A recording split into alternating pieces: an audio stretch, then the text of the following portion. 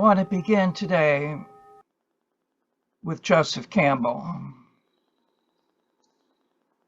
We cannot cure the world of sorrows, yet we can choose to live in joy.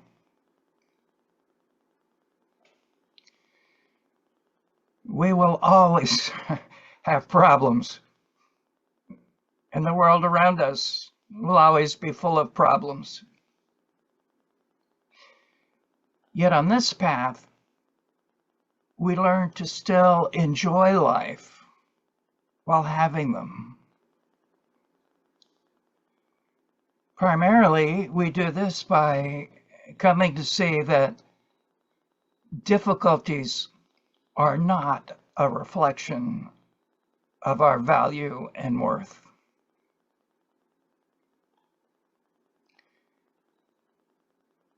In the nights full of suffering and darkness, we can be a candle spreading light till dawn, says Rumi.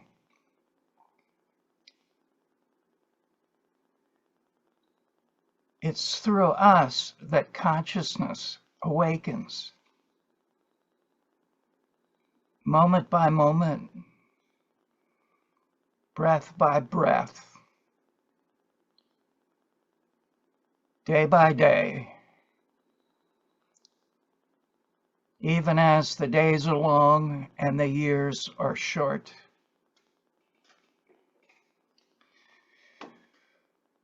What we learn to do here is to be kind to all the past versions of ourselves.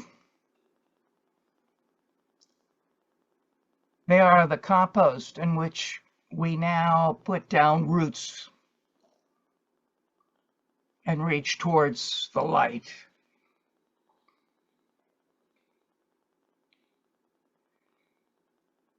Together, we help each other see the futility of our resistance to what is, and that acceptance doesn't mean preference.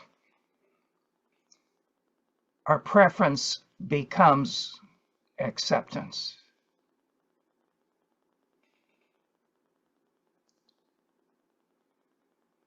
The winds of grace are always blowing,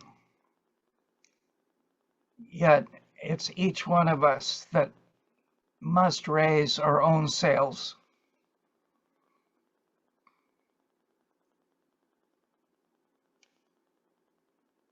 So let's let the eyes soften.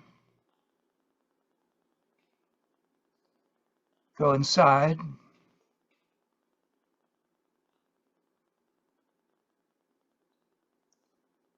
Going inside begins with a direction and enters a dimension already here, waiting for me, for you.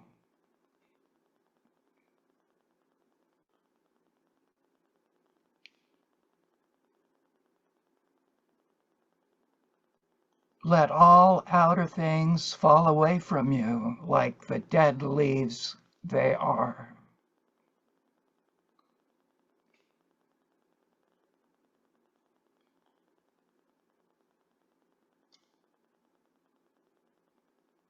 Let any idea that you are too restless or distracted to be still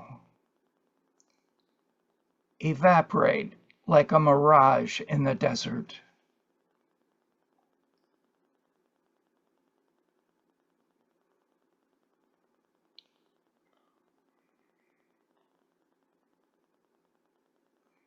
There is a silent awareness already underneath any distraction.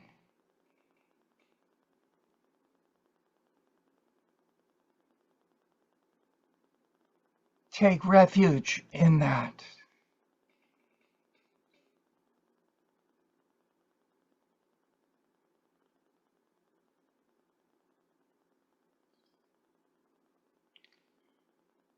Presence is born the moment we stop thinking.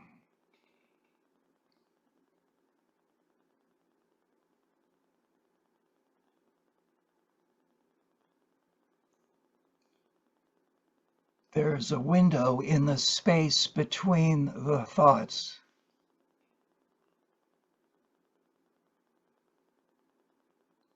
It's already open, waiting.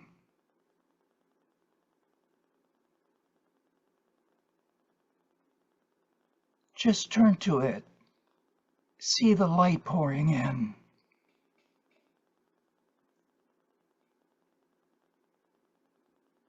Feel it on your skin.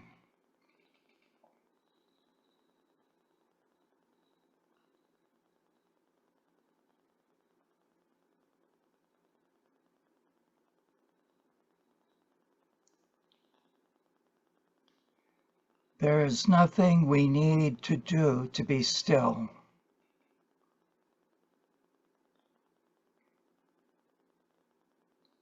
Simply let the mind drop into the open awareness of the heart.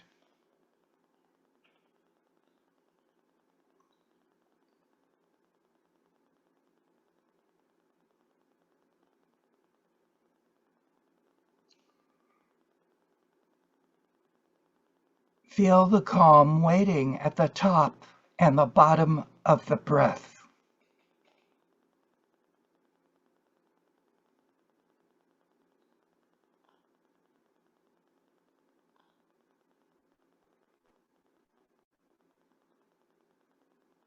You can't make distractions vanish, but you happily can let them go.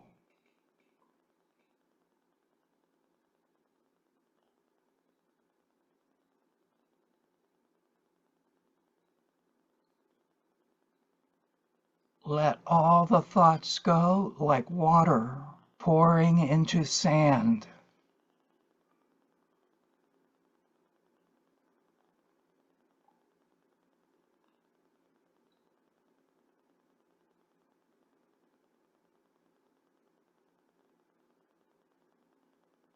Let all distress melt into the calm. In the deep waters of you, underneath any distress.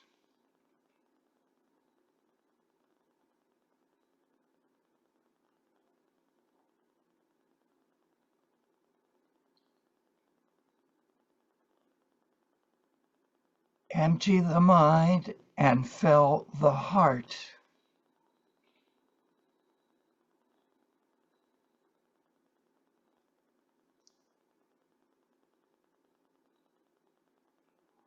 Let yourself be held.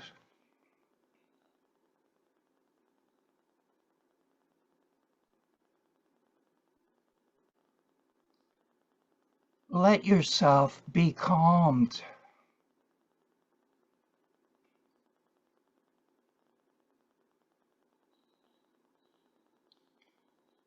Let yourself be loved and be love.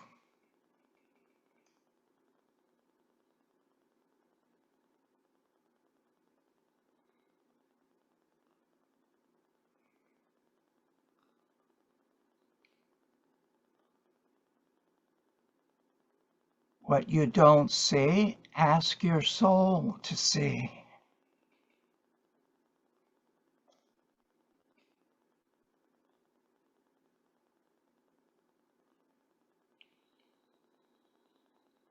Trust the current,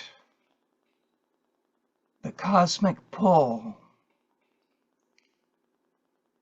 to carry you where you need to be.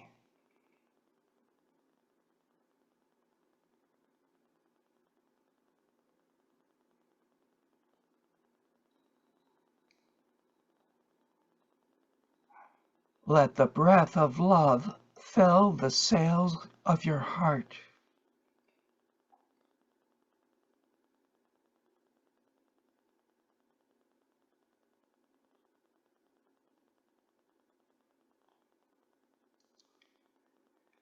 Let go of your cup of yesterday, so you may drink the glory of this moment. Rumi.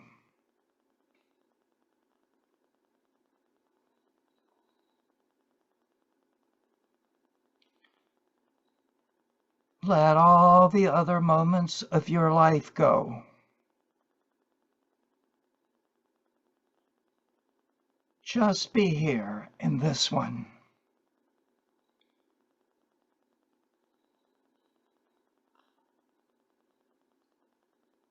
Slow down.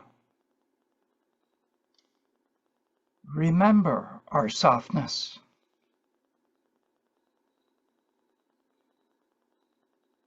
In this space, we are home to the sensation body, to the feeling body, to the pulse of Earth's body.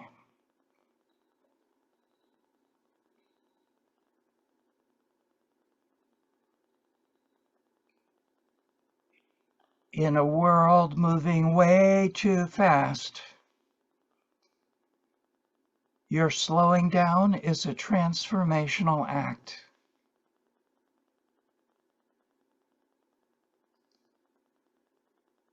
Let this act bring you home to the truth within you.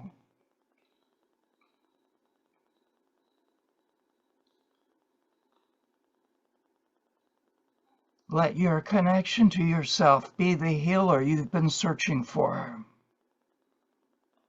Mary Justice.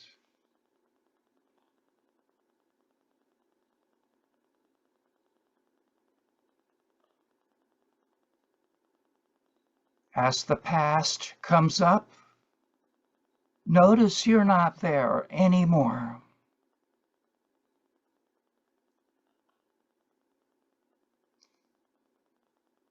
Let the future be the fairy tale it is,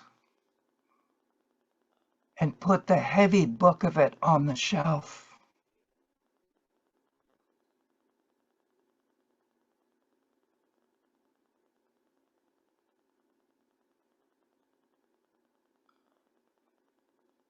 Let just allowing yourself to be loved be a prayer.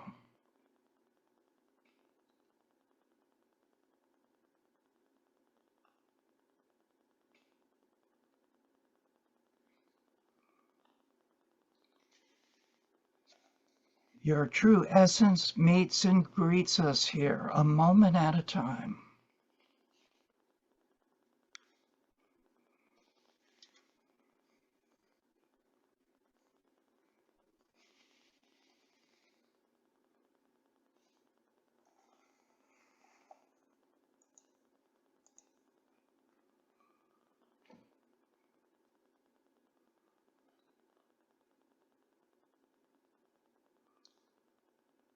Take a moment and just allow the truth of this to gently move through every particle of your being.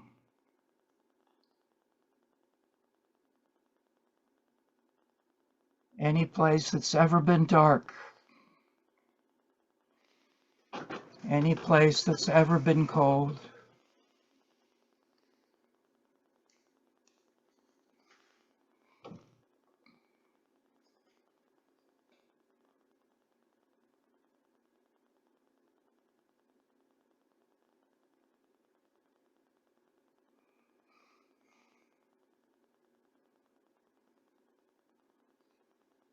Taking all your sweet time. As you're ready, just slowly bring yourself back to the circle and leaving a part of you here at the oasis in the sanctuary.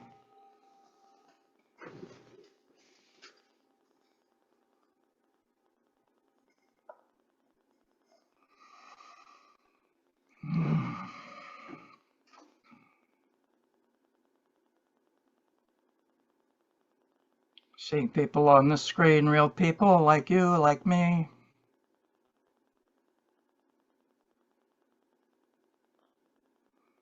Without any need to pretend to be perfect or competent.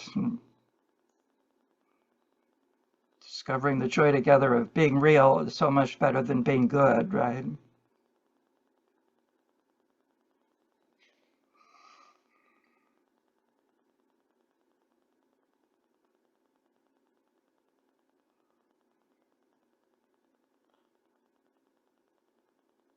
So we'll do our go-rounds, and as many of you know, to say your name and where you are on the planet so we can picture you, and just some words about your direct experience right the moment you speak, right? And be willing to be surprised. Anybody can begin. I'm Jen Bond. Welcome, Jen. Hi, everybody. I'm near Annapolis, Maryland. I am still enjoying the richness of the meditation. Thank you so much. That's it. Thank you, Jen. Good to have you.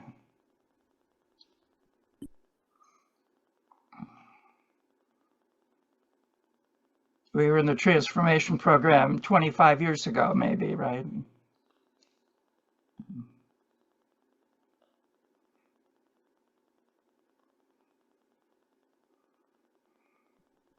I can go next. Welcome, Brenda. So, I'm brand new here. I'm a little anxious and a lot excited. Mm-hmm. And I really enjoyed the meditation. Found it very centering, very calming. Thank you so much, Brian, for doing this. I've been a path worker. I'm located in New Jersey, USA, and I've been a path worker for I think it's 38 years now.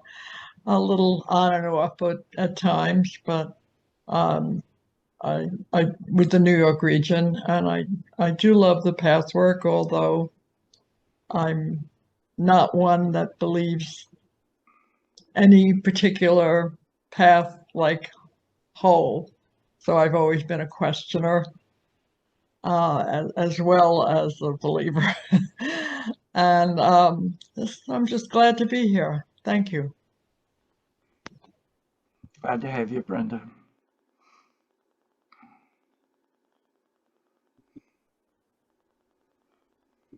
Pat O'Hanlon in Faber, Virginia. I'm feeling grounded, relaxed, and comfortable, and happy to be on screen with Pathwork again. Mm-hmm. Welcome, Pat. Thank you. Morning. My name's Stephen, and I'm right now in New York City. I tend to go back and forth between Florida and New York, and I kind of enjoy that. Nice to be here. It's always nice to be with Brian and people, and I look forward to this, and I'm glad be sitting here. And I guess I'll have more to share later on. Thank you. Thank you, Stephen.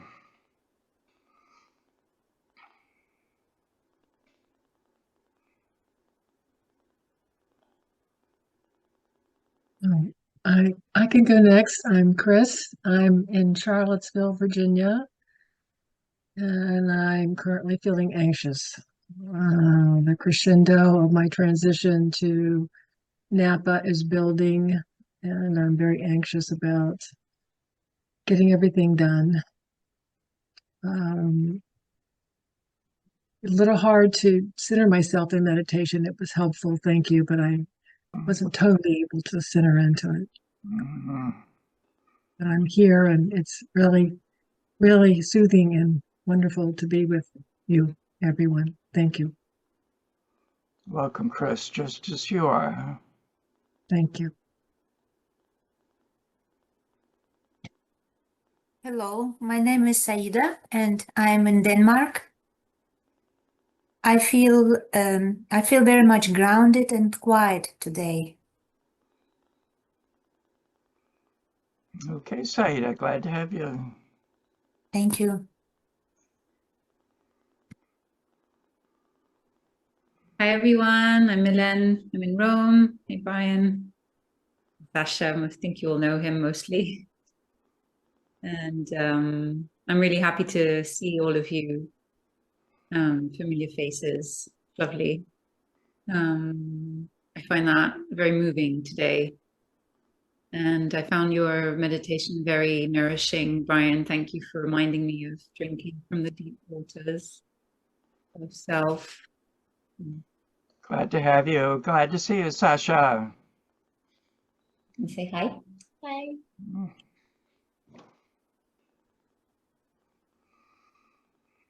I'll go next. I'm Dan. I'm in Richmond, Virginia. And lately I've been very anxious and uptight. So the meditation was really wonderful. Just able to, breathe into the anxiousness. And, right now I'm feeling settled and I'm glad to be here. So thanks for everyone. Be here. Glad to have you, Dan.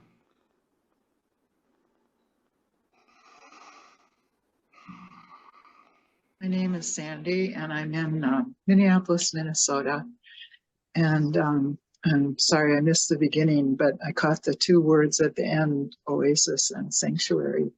And I'll have to go back and listen to that. Those two words caught me. And I'm feeling pretty much up in the air.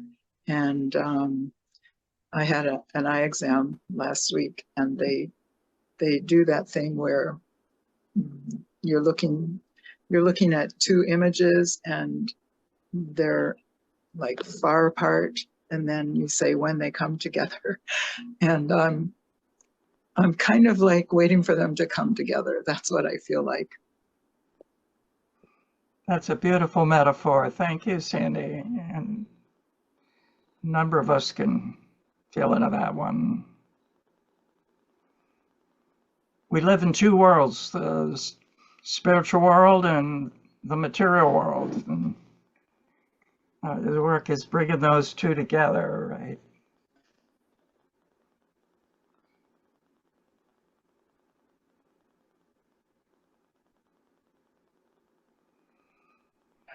I'm Frank in Richmond, Virginia.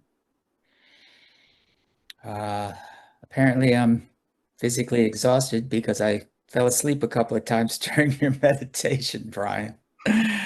Sorry about that. Kind of been off my game.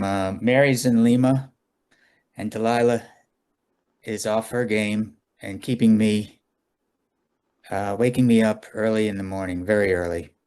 And so it's been challenging. But that was a very nice meditation, I have to say. And I feel calm and quiet right now. Thank you. Thank you, Frank.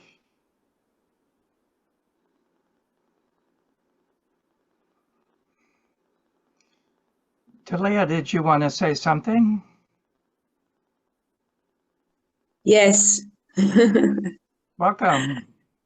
Hello, everybody. Hello, everybody. My name is Talia. I am from Serbia. Belgrade, and for the moment I'm in Croatia, in a beautiful island. And I need to tell that you really touch me deeply. I don't know why, what, but very deeply. Something. And I want to say hello to everybody, and especially to the beautiful Elena from Roma and his sweet Sasha, because I know her from the group. It's nice to see you, Talia. Yeah. Nice to see you again. Yeah. Thank you. Glad you're here.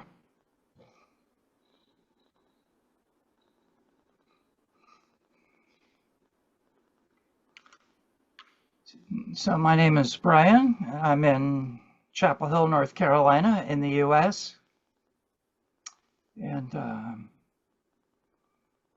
Right now I'm feeling the usual slight bit of tension I have about saying anything. And also just the joy of being here with all of you, with each one of you, and just the sweet, palpable grace of being here together. So I have just a few remarks today before we open the group up, just my own reflections about the work on this path. What I want to say is the truth that makes us free is the truth that the ego mind prefers not to hear, doesn't want to hear. So it's going to use all its tricks to keep us from seeing the path, the steps to freedom and liberation right under our feet.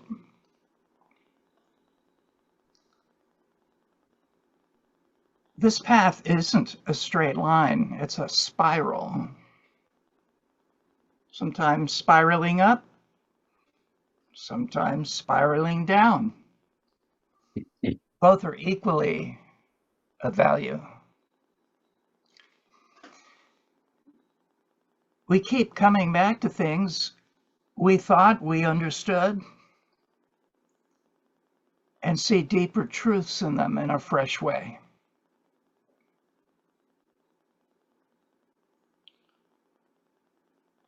Humans fear change, yet so often it can actually be welcome.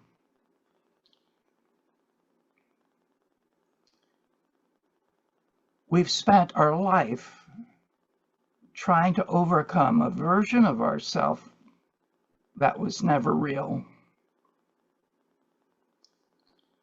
I'm not enough. I'm broken. I have to prove myself. These are not facts. They're inherited ideas,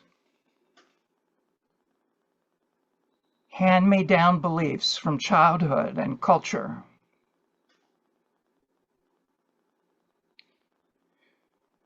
We've built an identity trying to outrun them. But look closely. The problem is that we've been trying to fix something that doesn't actually exist.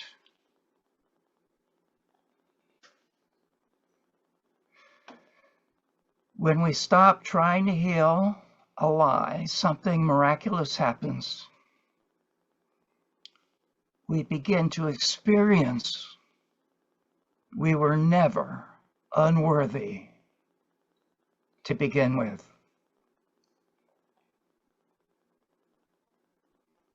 Thich Nhat Hanh reminds us there is the mud and there is the lotus that grows out of the mud. We need the mud in order to make the lotus.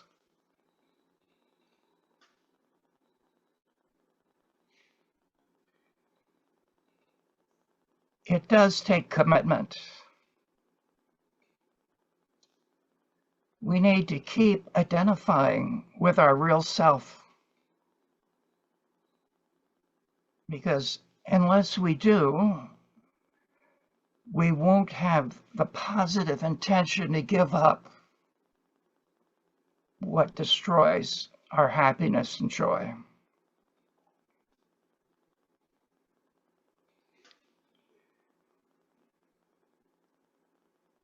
I keep seeing for myself at deeper levels that uncertainty is the primary fact of existence. Everything is changing all the time. Yet humans turn it into something that it's not, something to be afraid of.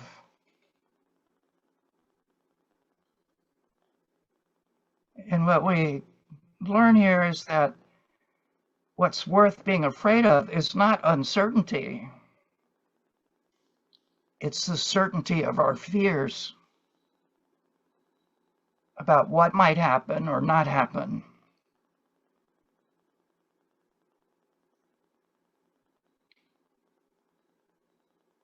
It's so much easier to just simply acknowledge, I don't know,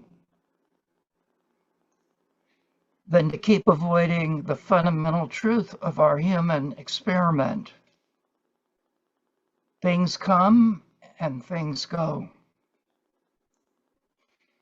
The things we love and the things we struggle with.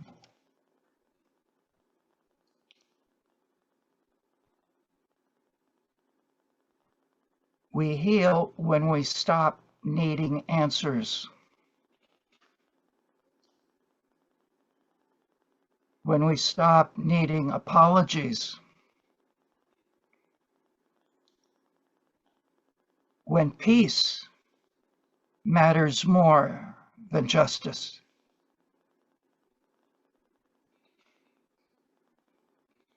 Life is a series of natural and spontaneous changes. Don't resist them. That only creates sorrow.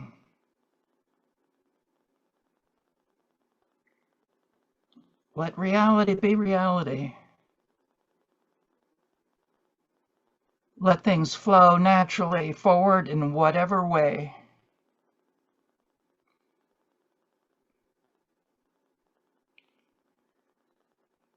We don't know when love will arrive. We don't know when it will fade. We can only know that the unexpected will happen. That certainty is an illusion. And that things will come and go no matter how tightly we clench our fists around them.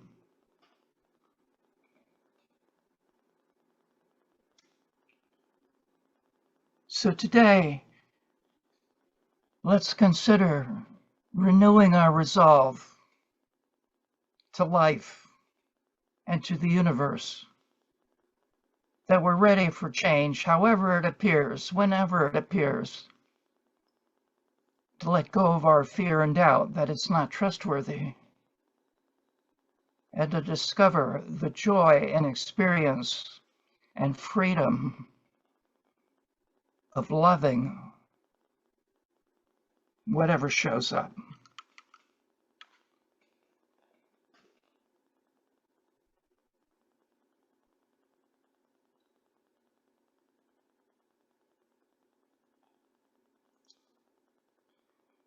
So just notice whatever the seeds of this, wherever they land in you, and whatever comes up, you know, understanding, confusion, resistance, welcoming, right?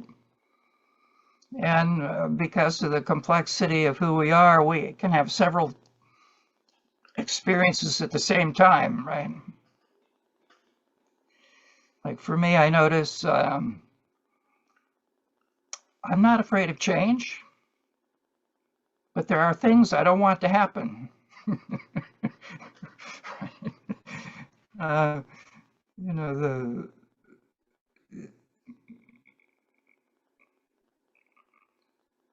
so let's open it up here and see what you notice going on in yourself around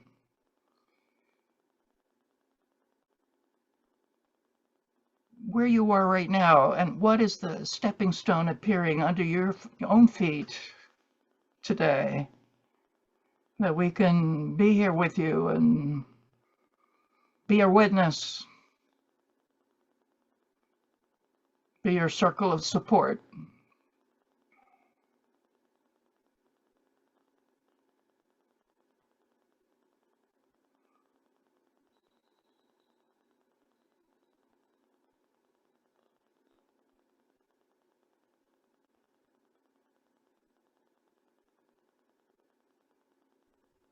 I might share more about my struggle. I'm experiencing a pattern that has been a pattern in my life in terms of timing. And when there's a time crunch, I get really anxious, and I think it has to do with my birth. I've done some work on this before. Scared it won't get done, and there's a sense of, I think, fear of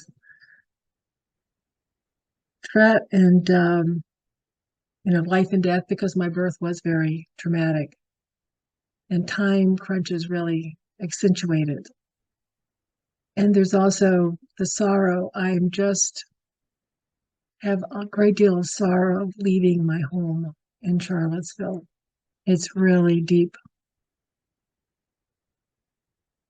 And, just feeling homeless, kind of.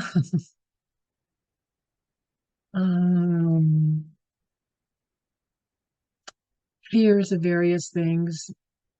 I haven't been taking really good care of, I have not been eating well, and some test results came back not so good, not terrible, but, things I need to pay attention to, and feeling homeless and feeling like everything is up in the air. It's hard to do that. And, oh, what happened to Brian? All of a sudden, I'm not seeing Brian.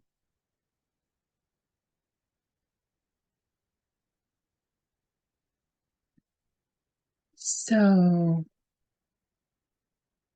is anyone else having that experience? You see Brian? To you all? You're No. No, he's gone. And it looks Received the message that Brenda Hartman is now the host. Oh, there's a message. I don't understand it all, but Brenda Hartman is now the host, according to a message that came across my screen. Yeah, I saw that message. I did not choose to do that. I know nothing about any of this. That happened electronically. I know. Maybe Brian just had to step away for a minute, and he'll be back. More than likely. must have had a problem with connection, because I sent him a WhatsApp just now, and it showed he didn't like, it didn't go through. So What do you think, Dan? maybe his connection cut. Yeah. If he just disappeared, it's probably his connection went bad. Yeah. We should just wait. But we're here, Chris. We're here for you, so you can Yeah. continue. Thank you. Thank you for hearing me. I'm comforted. I have my techniques of comforting my inner child, my inner infant. This is very familiar to me. And I feel comfort when I really go directly to her and soothe her. And well, thank you for hearing me and just getting it. And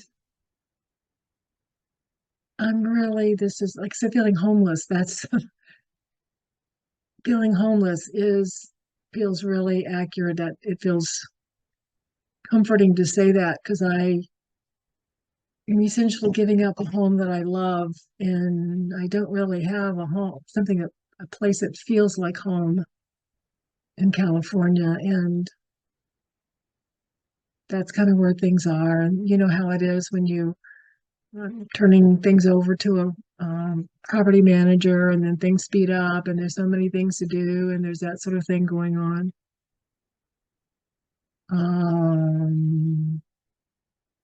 So there's all the practical matters, and then the big emotional things going on.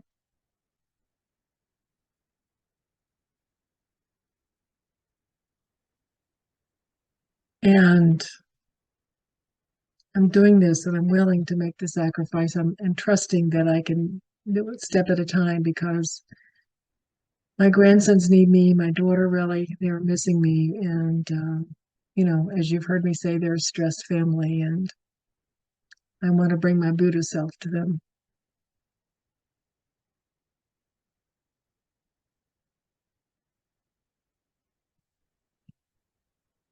So thank you for hearing me. I can just feel the tension in my throat, and it just feels really good to be seen. Thank you.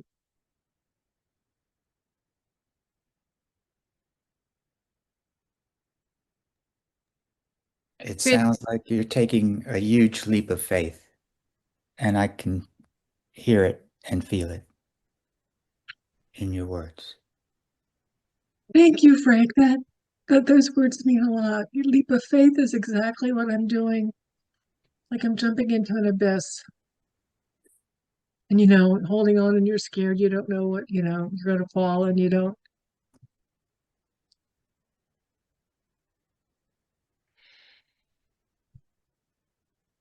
I'm glad that's coming through me. The truth.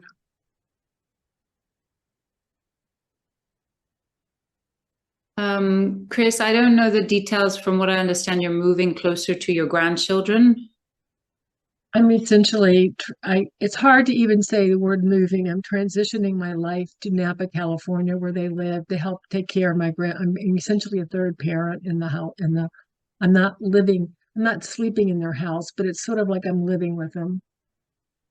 Okay.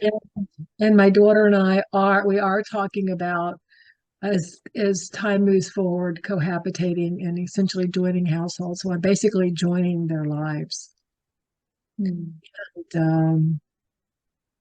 they don't share the metaphysical values and the spiritual values that I have, and I respect that. And I have no need to impose anything, but there's an emotional vacuum for me. I think that's the best way of putting it there.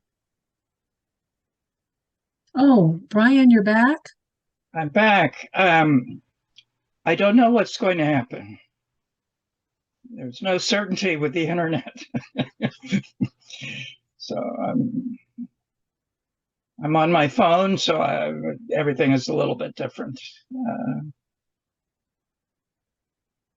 Okay, well, I'm not sure how much you were hearing, but I'm feeling seen. I'm feeling close to, and I just feel, Frank, your words meant a lot, and I just feel appreciative of the time and space. I feel you, Chris. I feel the people here with you and myself also. Yes, and you too. Yes. Mm-hmm.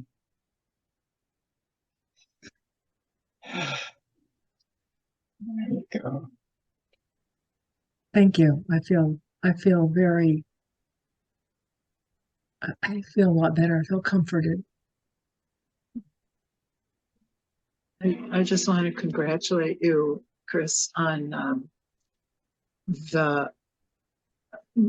I second what Frank said, really enormous leap of faith, and that you trust yourself enough to do that. It's just, yeah, enormous. Congratulations. Thank you. Yes. Virginia's been my home all my life, and Charlottesville's been my home for over 50 years. So, yeah. Thank you. I feel seen. If you're done, Chris, I will segue from you. Okay, I do. I feel complete. Thank you. I want to say that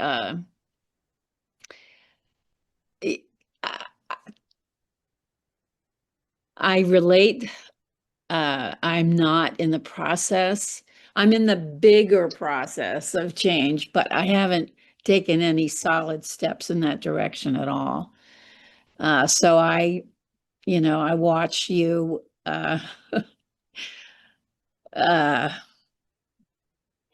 I care about your process, and I certainly wish you the very best. I want to say that in my last helper session, even though I've been doing the path work for over 30 years, involved in the path work, it was just in this last session that my counselor said, "Oh, we've never talked about what type of attachment disorder you have." It's just it's just remarkable that we've never gotten into that detail, but I feel like that's I relate, you know, Brian talking about uncertainty. And anyway, that's all I want to say, is that it's this I'm glad that this subject is present today, because I'm definitely engaged in this, and I appreciate it. That's all. Thank you, Jen.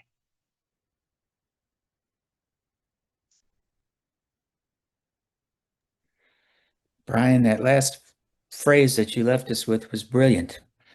I'm not afraid of change, but there are things I don't want to happen. I mean, that's it in a nutshell, really. You know, it's brilliant and sort of, comical in a way, in a good way,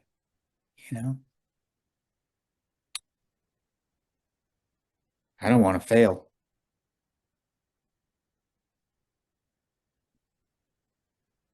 I don't want to screw up. I don't want to make a mess of my life. And I certainly don't want to become a burden to anyone.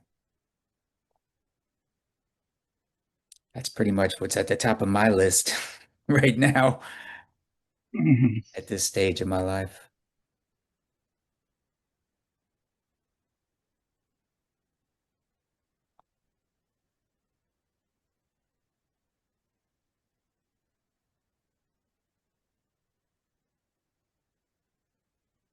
There's a feeling right there, Frank. Can you connect with it? There's Yeah, something. it's like fear, fear. It's like, You could say anything it wants to hear in this safe place. well,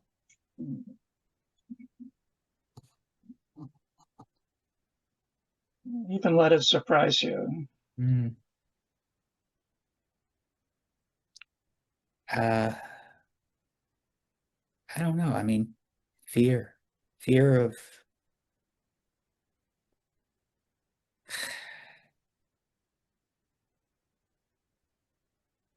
I don't know how exactly to define it, but it's a,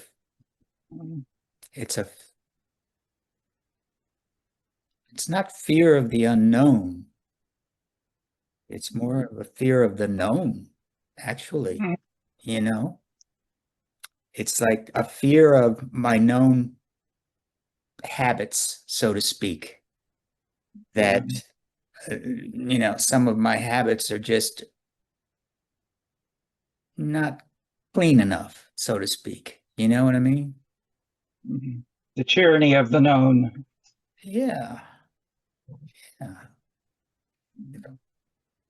Habits that wouldn't I love to replace them with nicer, clearer, more purified habits. Interesting. Attachments to, well, anyways. Well, remember, we cling to our patterns and attachments because some part of us feels like they need to hang on to these, right? We wouldn't be anything without them. And this part usually doesn't like to be told it's not with the program, right? I think my deepest destructive habit would be my need for isolation or separateness or solitude. You know, I constantly review that attitude in my life that what am I, just not a social person? What is it about what is it about me that needs to be alone so much? That Usually just, it's terror. excuse me, Usually it's terror. terror. And of terror, Yeah. we're going to get annihilated if we're exposed, if we're unable to protect ourselves. We got to Yeah, but find the wall.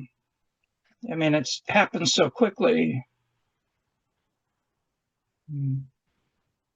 maybe that's it. But there's also a part of me that thinks that I'm annoyed by other people and what they need from me, you know? Yeah, And I can't be patient enough with the world, with other people. And so, for lack of that patience, I want to be able to hide in my sanctuary, so to speak. You know, yeah, it's a bad habit. I'm calling it a bad habit. Maybe it's right. just who the hell I am, but Yeah. sometimes it just feels like a bad habit, you know? Yeah. Is it okay to engage with you here Sure, about this? sure. Of course, this level is true also. It is bad habit.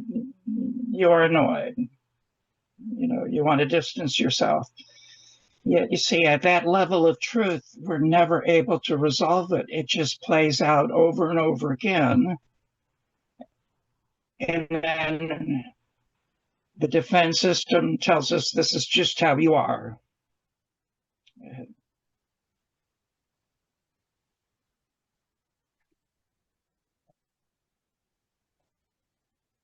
So we're not arguing with the guy who says I easily get annoyed, right? Yeah. Those of us that know him also know he has an incredibly loving heart and cares deeply and would do anything to help someone he loved. That's true. Mm-hmm. Yeah. And to consider that when we're up against a behavior pattern, to make room for the deeper what we don't want to feel underneath the behavior pattern is learning to love ourselves the same way we love people we care about. You know, we don't take what they say at face value when they're struggling. We know there's something deeper going on. We're holding the space for them. And that's the invitation here to really be kind and caring towards this guy who just gets annoyed so easily and goes into his castle and pulls up the gate, right? In my case, it's the shed where I can tinker at my workbench.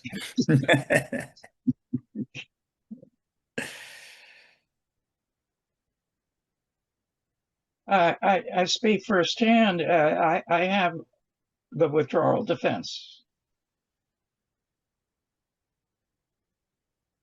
And even to this day, when it gets triggered, uh, it takes some time just to realize that, no, I don't want to close the door because then I'm on the other side of it. Right. Yeah. You know, it's being in a relationship. Now I live with Mary. It just amplifies the whole thing. Mm-hmm. You know? When I was living alone and deeply entrenched in my stuff, my space, and my stuff that I created for 30 some odd years, Mm-hmm. it was easier for me to drop back into my sanctuary. So, Chris, this is, when you talk about changes, I went through it this year. I sold just about everything I owned and moved in with Mary. And I have a room instead of a house, you know, Mhm. and now I have a dog. Well, she's not in the room right now, who wakes me up at 3:30 in the morning because she wants to go out. So I'll step out the back door with her at 3:30 in the morning.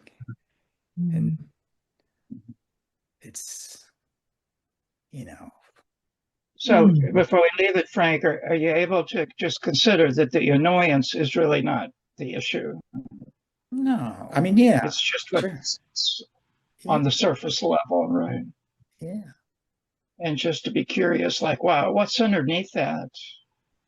And then what's underneath that is like the nesting dolls, right, Mm, of our defense system until we get to the most vulnerable feeling inside of us that we've been trying to avoid all our life since we could crawl, right? yeah. Well, it would be nice to be able to let go of the idea that, it's a bad habit. Mm-hmm. I mean, even my therapist said to me, Frank, I don't think you're a mean guy. I don't think you're you know, that as impatient as you think you are. Yeah, So the it's therapist how is I saying, see. by the story your mind is telling you about Yeah, yourself. yeah, yeah. Yeah.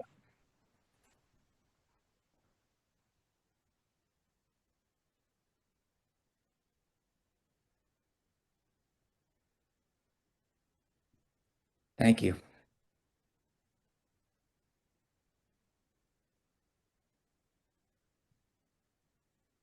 You're a beautiful man, and I love you, Frank. Back at you.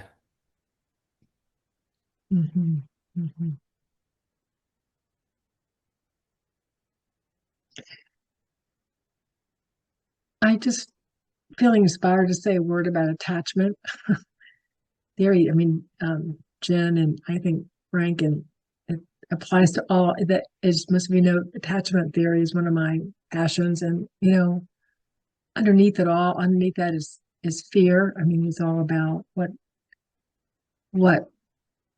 layers, what helped us feel safe or not safe in the world. Yeah. Basically boils down to that. And certainly relationship, that's feeling safe or not safe in connection. Thank you, Chris. And what we're seeing is we're lifelong ways of defending ourselves, trying to protect ourselves, not only don't work, they have the opposite result.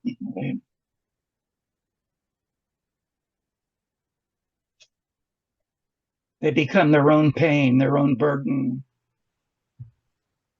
their own separation from life.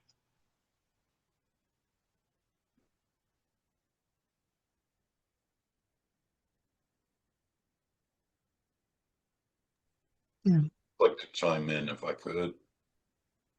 I can definitely relate to the withdrawal defense. The litany of reasons why I don't want to go out there. I don't want to engage. I don't want to be with people. It goes on and on. And I do realize that it's kind of it allows me to kind of bring my energy up into kind of a bit of a defiant, frustrated kind of blaming. My problem is because of the world. It's because of the people out there and who they are and what's going on and on and on and on. And as I've experienced more and more the pain of having that attitude, it seems as I get older, I'm recognizing how disconnected and cut off I can be at times in this space. And it's it's got me a little freaked out. So, you know, as I kind of work with it, I'm definitely recognizing that deeper fear about, you know, the worry or the concern, that the fear is really about who I am in the world. And it's all those people out there that I'm worried are going to pass judgment, or who my fear is that they know the truth, or that they, which is not something I want people to know. And the way I've been dealing with it is, you know, the way this manifests is in this moment by moment. And, you know, as I mentioned earlier, I have a lot of anxiety. And I think this is where it arises from, this kind of basic sense that about my connection and about my connection with others in the world, and that I want more. But there's a deep fear that, you know, I'm not capable of it. I'm not able. So when that anxiety comes up, I realize it's kind of, I'm trying to redraw the neural pathways. And just, I try to, like this morning's meditation was incredibly good. I came in, I'm all wound up. It feels like I'm going 1,000,000 miles an hour. And I'm just breathing, and I'm just allowing my body to just slow down. And before I know it, I'm sitting here looking at these 12 people and feeling at home. Very strange. And so my thought now is, you just have to do that 1,000,000 more times, or maybe 2,000,000. And I will finally get to a point, because I'm able to look in each one of these boxes now and imagine myself relating to each person. I have this thing I do when I'm on Zoom. You know, it's like Frank. I'm looking into this room there, and I'm thinking, I wonder what it would be like to be with Frank in that room. Wonder what that would be like. You know, what questions would I have for him? You know, I see 2 guitars back there. What about those? You know, and that kind of thing. And it gives me a sense of comfort, and it helps me realize that I'm not as far gone as my, you know, ego self can sometimes try to tell me. So anyway, that's kind of where I am with this whole withdrawal thing. It's been a big deal in my life, and it does go back to that attachment.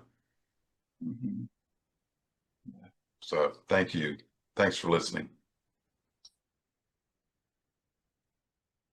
Really taking you in, Dan.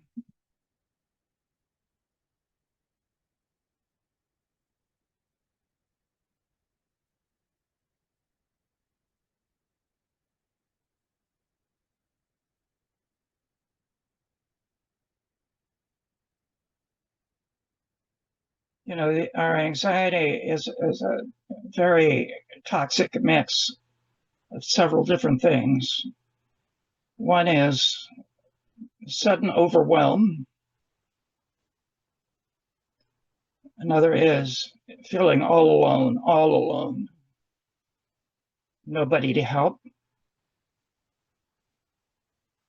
Another is the terror that we don't know what we're doing, that we're actually the problem somehow, right? And the triggers in our day-to-day are very real. What some of us are going through would make anybody anxious, right? Yet where a door opens is when we, for a moment, just let go of the assignment of the current anxiety to any outer event. And we just take a moment and say, I'm just going to feel my terror, my anxiety that I've been carrying around in one form or another since the earliest days. Right? Is that is something within our power, right? Whereas often the things that we're struggling with on the outer level, well, there's very little we can do.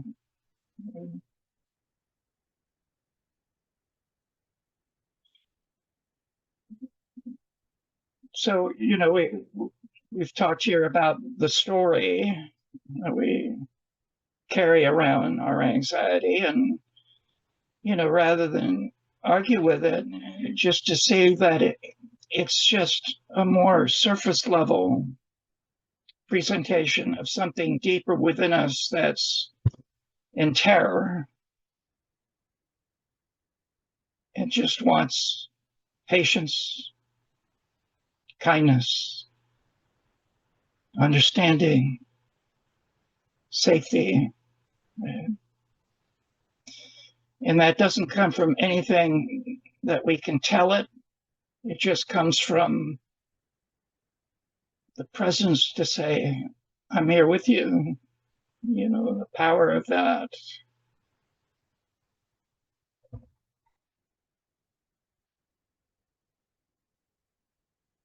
And, I noticed that most people that have anxiety feel like there's something wrong with them when it's just the human condition, right? This is part of being in the human experiment. We're exquisitely vulnerable.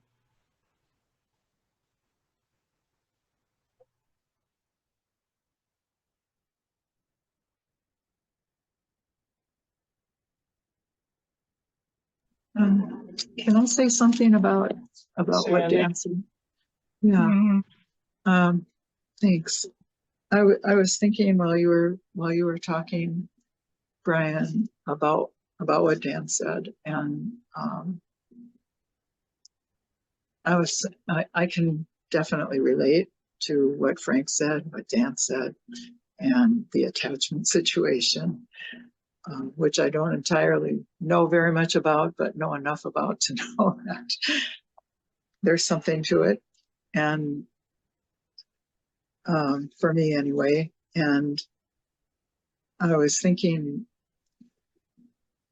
for myself, it's like I have a hard time deciding whether to attend these meetings or to spend the time with myself. And it's not just the meetings, it's many, many other things throughout the day, throughout my life. And I was thinking it's kind of like I'm a little afraid to lose myself. I don't know if I don't have the right boundaries or what, but I was thinking it's like Helen Keller learning what water means, like what the signage is in the hand and connecting it to the information, whatever sensory or other information is inside.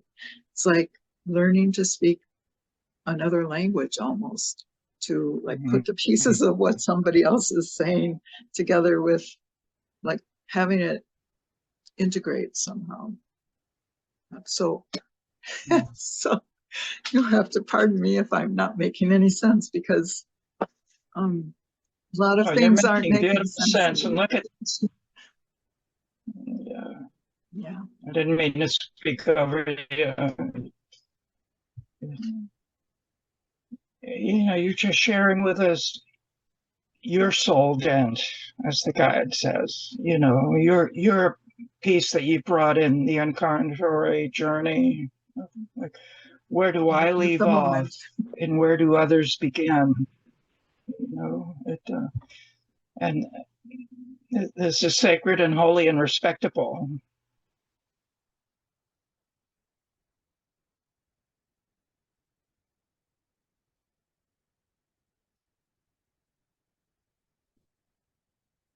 Who else? I'll jump in for a minute. I live in New York City.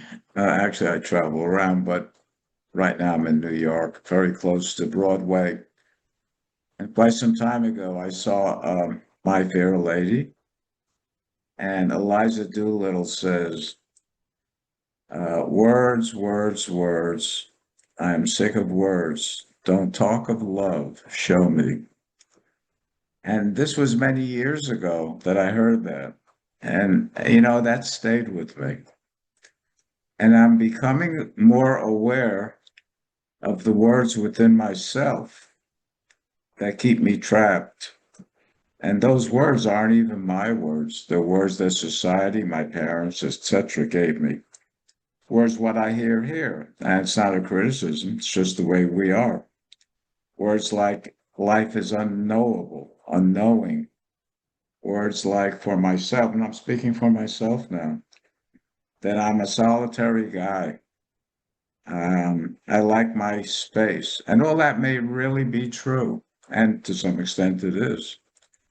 But I'm becoming very, very, very aware that the words themselves keep me trapped in that space.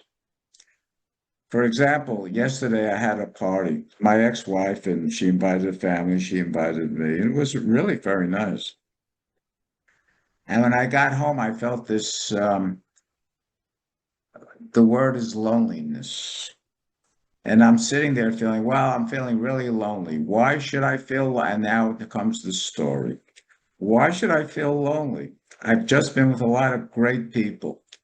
Well, that's, something's missing. Maybe I ought to read Pathwork Lexa or 492 or something. And then the thought occurred to me, maybe I'm just creating a story. And there's a feeling under the story, and I'm not allowing myself to experience the feeling. That feeling has a word. It's called loneliness. But if I use the word, I'm just pasting that feeling onto myself, and I'm labeling Stephen as a lonely guy. I'm not lonely. And what does it even mean to be lonely? How do I define lonely? Experience of loneliness. And when I look at the word and try to even define it, it gets really interesting. Because underneath the word, there's a feeling. Can I just be with the feeling without chastising it, without criticizing it, without making it I need therapy, without making myself wrong? Just be with the feeling and say, so what? It's a feeling. And what's more interesting, where does it reside? What's it like? What's the vibration? It's a feeling. Take the word out of it. And it's very liberating and not easy because that's not the way I grew up. And when I go to these websites and webinars, and again, it's not a criticism, I hear words and it just reinforces my feeling of what do these words mean even? Like, life is unknowable.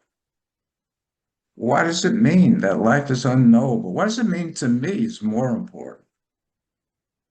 Is there a meaning to that? Or like, wow, I'm frightened. Yeah, I feel something, and what I feel is defined as fright. But what does that mean? Is there a part of me that's frightened? Can I just skip the word and drop into the experience of fear? Let me just get the experience, not that I have to hold it, not that I have to love it, not that I have to take care of my inner child. Just be with my body, experience my body. And I'm not, again, there's no criticism or we're doing it wrong. I'm just speaking for myself. Can I be with my body and just be with it without the labels, without the story, without my parents, without I have to cure it or change it or analyze it. And that's essentially what I have to say. And it's nice that everybody listens. And what does the word nice mean? A feeling. Yeah. It's a welcome feeling to be heard. Just let it welcome itself. I mean, all my life I've worked on therapy, trying to make it better. Mhm.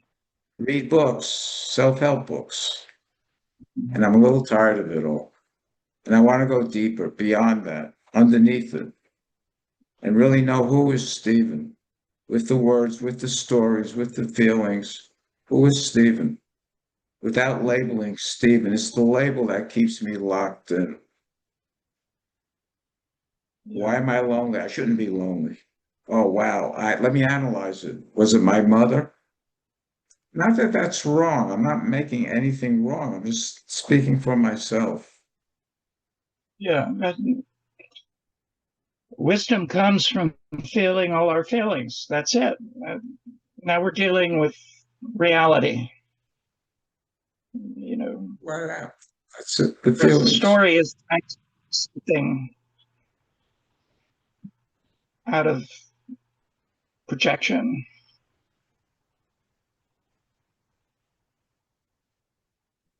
Beautiful, Stephen. It looks good on Yes. you. Thank you. Thank you. That's Stephen, nice to hear. I'm just thinking that you just said everything that I was, not everything, but you said a lot of what I was trying to say. Thanks.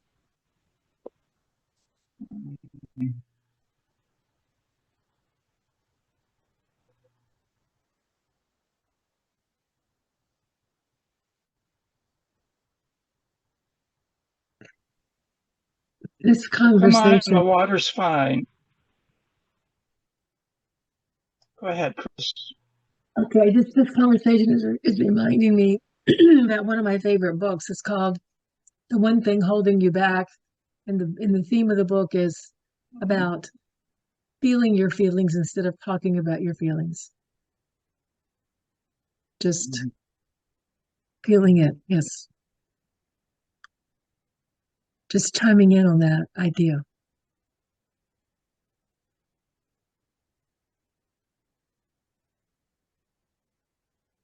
So I want to make sure if you haven't had a chance to speak yet, that you feel the invitation to just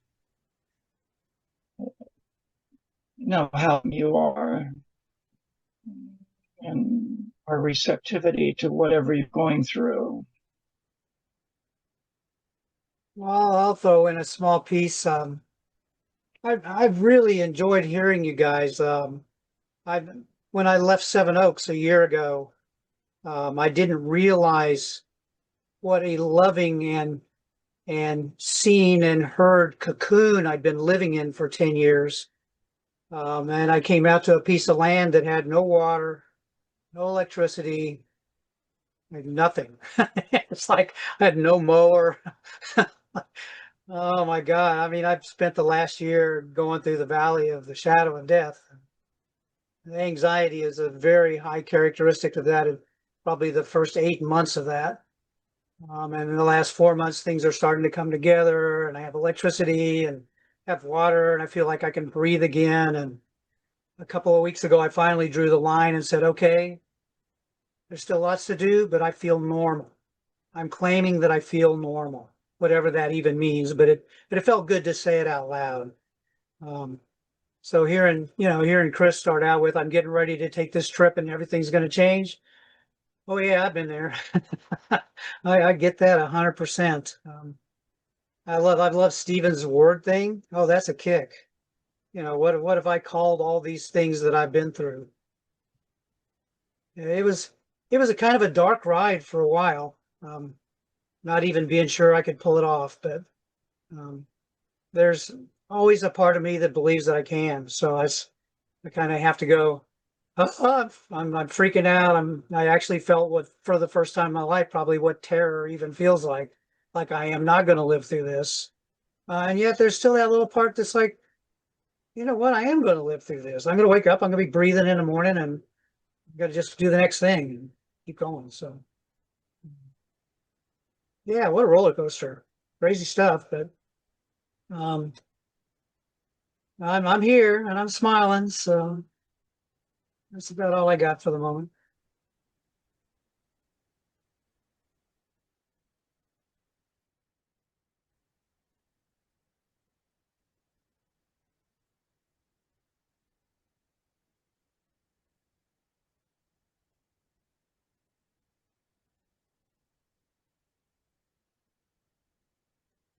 Thank you, Pat. Okay. So I'm really glad to be here. I'm really enjoying the depth of people sharing.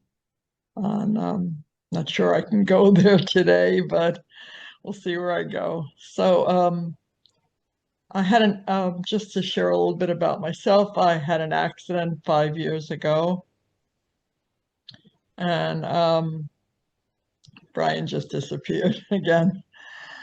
Here he is. Okay. So I had an accident 5 years ago, and I'm somewhat disabled and live in an assisted living facility.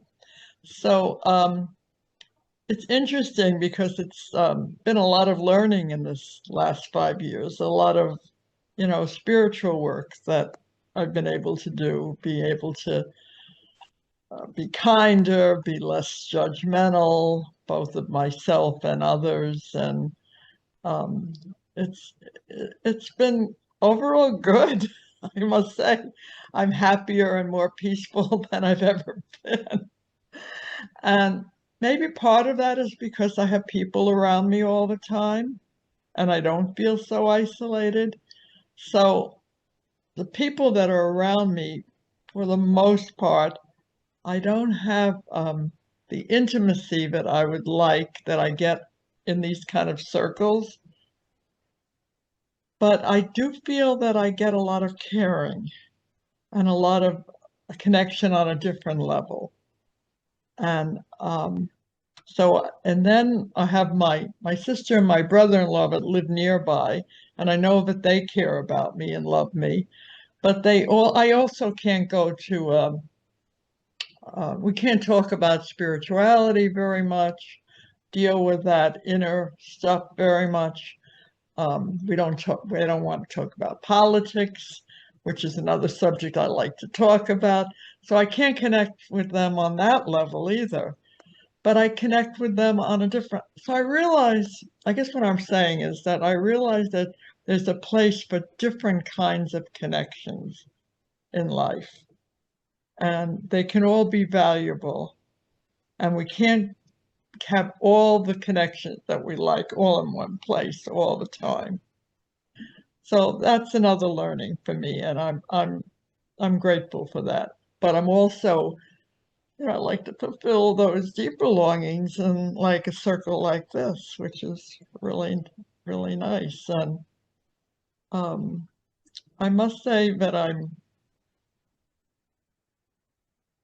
feeling better about myself and other people than ever before. I'm more in peace with myself. I think it's a lot of therapy, a lot of past work, a lot of meditation, a lot of all that stuff, a lot of maturity, whatever it is, I feel okay.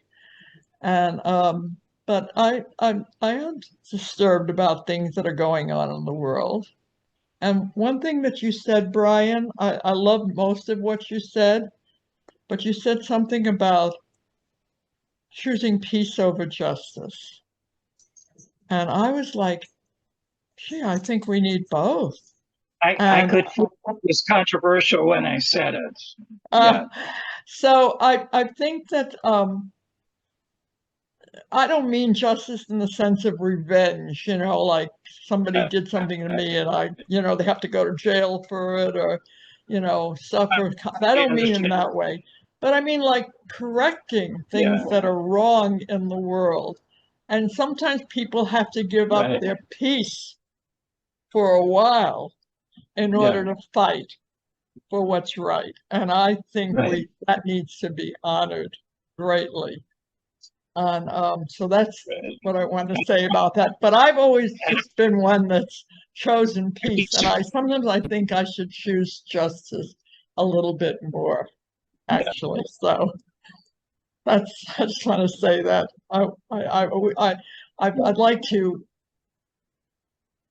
give up some of my inner peace in order to work about changing injustices in the world. But I don't know how to do that right yet. Brenda, do you hear me really understanding what you're saying? I don't disagree with you. And, as careful as we try to be with words here, they can mean different things. And just to say the peace deep down is what we need to connect with. And then we bring that to the world. You know, that,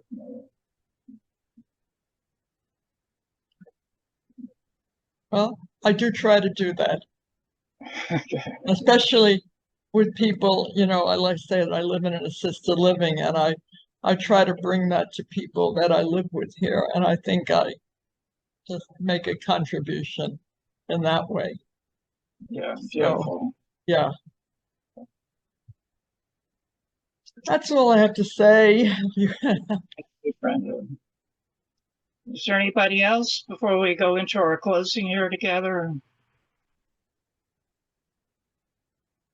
I just wanted to say that what Brenda said about the level of connecting with the people that are around her was important to me because I think that possibly loneliness stems from us not getting the kind of connection that we want from the people that are with us. We might be at a party or something like that and not get a connection that we think, or that we not so think, but feel that we need. And we'll go home and say, wow, I was just at a party with a whole bunch of people, but I don't feel like I got what I needed, you know? Yeah. So it was important what she said, that she could get other levels of connection, but sometimes not the intimacy that she really wanted from the other people in her community, you know? So let's do this. Let's go back inside together for a moment. Just let the eyes soften.